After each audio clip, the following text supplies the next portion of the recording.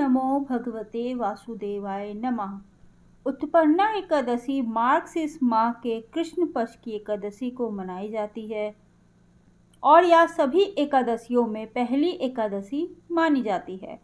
पौराणिक कथाओं के अनुसार इसी दिन भगवान विष्णु के शरीर से देवी एकादशी प्रकट हुई थी, जिन्होंने मूर नामक राक्षस का वध किया था।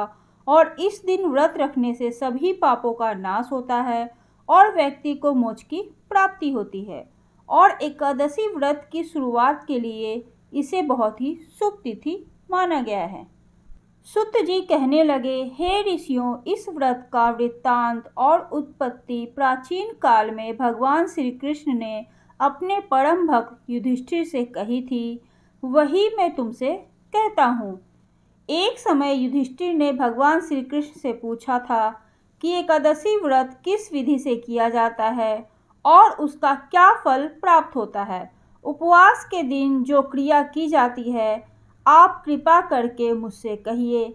यह वचन सुनकर श्री कृष्ण कहने लगे, हे युधिष्ठिर, मैं तुमसे एकादशी व्रत का महात्म कहता हूँ, तुम इसे सुनो। सर्वप्रथम हेमंत ऋतु में मार्गशीर्ष कृष्ण पक्ष में इस एकादशी के इस व्रत का प्रारंभ किया जाता है। दशमी को संध्या काल भोजन के बाद अच्छी प्रकार से दातून करें ताकि अन्न का कोई अंश मुंह में ना रह जाए। रात्रि को भोजन कदापि ना करें, ना अधिक बोले। एकादशी के दिन प्रातः 4 बजे उठकर सबसे पहले व्रत का संकल्प करें। इसके पश्चात शौच आदि से निवृत्त होकर शुद्ध जल से स्नान करके व्रत करने वाला चोर, पाखंडी, पर स्त्रीगामी, मिथ्याभाषी और किसी भी प्रकार के पापी से बात ना करे। स्नान के पश्चात धूप, दीप, नैवेद्य आदि 16 चीज़ों से भगवान की पूजन करें और रात को दीपदान करें। इस व्रत में रात्रि में सोना नहीं चाहिए। सारी रात भजन कीर्तन आदि करना चाहिए। जो कुछ पहले जाने अनजाने में पाप हो गए हैं, उसकी भगवान से क्षमा याचना मांगनी चाहिए। धर्मात्मा पुरुषों को कृष्ण और शुक्ल दोनों पक्षों की एकादशियों का समान रूप से पालन करना चाहिए। जो मनुष्य ऊपर लिखी विधि के अनुसार एकादशी व्रत करते हैं, उन्हें शंखों द्वार तीर्थ में स्नान करके भगवान के दर्शन करने से जो फल प्राप्त होता है, वह एकादशी व्रत के 16वें भाग के समान भी नहीं है। इस दिन दान देने का लाख गुना फल प्राप्त होता है। संक्रांति से 4 लाख गुना तथा सूर्य चंद्र ग्रहण में स्नान दान से जो पुण्य प्राप्त होता है, वही पुण्य एकादशी के दिन व्रत करने से मिलता है। अश्वमेध यज्ञ करने से 100 गुना तथा 1 लाख तपस्वी को 60 वर्ष तक भोजन कराने से 10 गुना, 10 ब्राह्मणों अथवा 100 ब्रह्मचारियों को भोजन कराने से 1000 गुना पुण्य भूमि दान करने से होता है। उससे 1000 गुना पुण्य कन्यादान से प्राप्त होता है। उससे भी 10 गुना पुण्य विद्या दान करने से होता है। विद्या दान से 10 गुना पुण्य भूखे को भोजन कराने से होता है। अन्नदान के समान इस संसार में कोई ऐसा कार्य नहीं है जिससे देवता और पितर दोनों तृप्त होते हो, परंतु एकादशी के व्रत का पुण्य सबसे अधिक होता है। हजारों यज्ञों में से इसका फल प्राप्त होता है। इस व्रत का प्रभाव देवताओं को भी दुर्लभ है। रात्रि को भोजन करने वाले को उपवास का आधा फल मिलता है और दिन में एक बार भोजन करने वालों को भी आधा ही फल प्राप्त होता है। जबकि निर्जला व्रत रखने वालों का महात्म तो देवता भी वर्णन नहीं कर सकते। युधिष्ठिर जी कहने लगे, हे भगवान, आपने हजारों यज्ञ, लाखों गौदान को भी एकादशी व्रत के बराबर नहीं बताया, सो यह तिथि सब तिथियों में उत्तम कैसे हुई, यह भी बताइए। भगवान कहने लगे, हे युधिष्ठिर, सतयुग में मूर नाम का दैत्य उत्पन्न हुआ। वह बड़ा बलवान और भयानक था। उस प्रचंड दैत्य ने इंद्र आदि सभी देवताओं को पराजित करके भगा दिया। तब इंद्र सहित सभी देवताओं ने भयभीत होकर भगवान शिव से सारा वृत्तांत कहा और कहा, हे कैलाशपति, मूर दैत्य से भयभीत होकर सब देवता मृत्यु लोक में फिर रहे हैं। तब भगवान शिव ने कहा, हे देवताओं, तीनों लोकों के स्वामी, भक्तों के दुख का नाश करने वाले भगवान विष्णु की शरण में जाओ।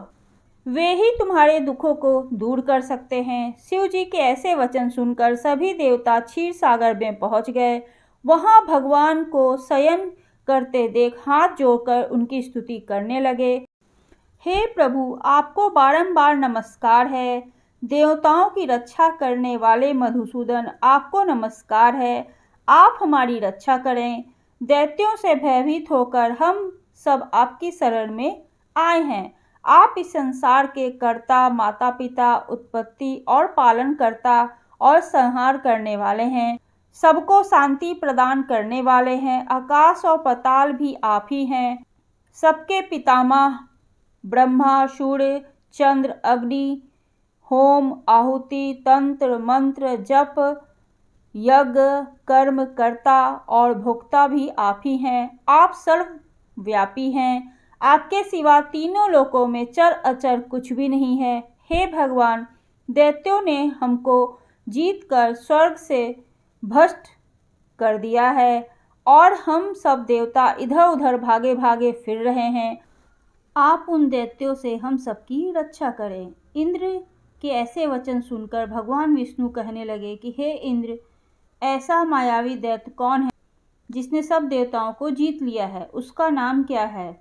उसमें कितना बल है और किसके आश्रय में है वह, तथा उसका स्थान कहाँ है? यह सब मुझे कहो।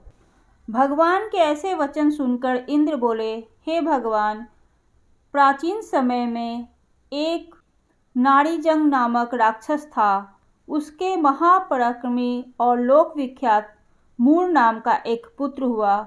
उसकी चंद्रवती नाम की नगरी है। उसी ने सब देवताओं को स्वर्ग से निकालकर वहां अपना अधिकार जमा लिया है।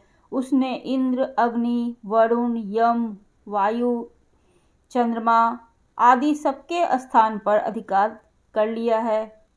सूर्य बनकर स्वयं ही प्रकाश करता है, स्वयं ही मेघ बनकर बैठा है और सबसे अजय है।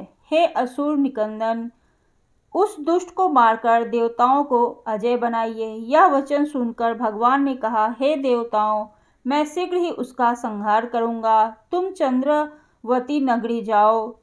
इस प्रकार कहकर भगवान सहित सभी देवताओं ने चंद्रवती नगरी की ओर प्रस्थान किया। उस समय दैत्य मूर सेना सहित युद्ध भूमि में गरज रहा था। उसकी भयानक गर्जना से सभी देवता भय के मारे चारों दिशाओं में भागने लगे। जब स्वयं भगवान रणभूमि में आए तो दैत्य उन पर भी अस्त्र शस्त्र आयुध लेकर दौड़े। भगवान ने उन्हें सर्प के समान अपने बाणों से बीग डाला। बहुत से दैत्य मारे गए, केवल मूर ही बचा रह गया और वह अविचल भाव से भगवान के साथ युद्ध करता रहा। भगवान जो भी बाण चलाते उसके लिए पुष्प सिद्ध होता था। उसका शरीर छिन्न भिन्न हो गया, किंतु वह लगातार युद्ध करता रहा। दोनों के बीच मल्लयुद्ध भी हुआ। 10,000 वर्ष तक उनका युद्ध चलता रहा, किंतु मूर नहीं हारा। थककर भगवान बद्रिका धाम चले गए। वहां हेमवती नामक सुंदर गुफा थी। उसमें विश्राम करने के लिए भगवान उसके अंदर प्रवेश कर गए। यह गुफा 12 योजन लंबी थी और उसका एक ही द्वार था। विष्णु भगवान वहां योग निद्रा की गोद में सो गए। मूर भी पीछे पीछे आ गया और भगवान को सोया हुआ देखकर उन्हें मारने के लिए वह आतुर हो गया। तभी भगवान के शरीर से एक उज्जवल कांतिमय रूप वाली देवी प्रकट हुई। देवी ने राक्षस मूर को ललकारा, उनसे युद्ध किया और उसे तत्काल मौत के घाट उतार दिया।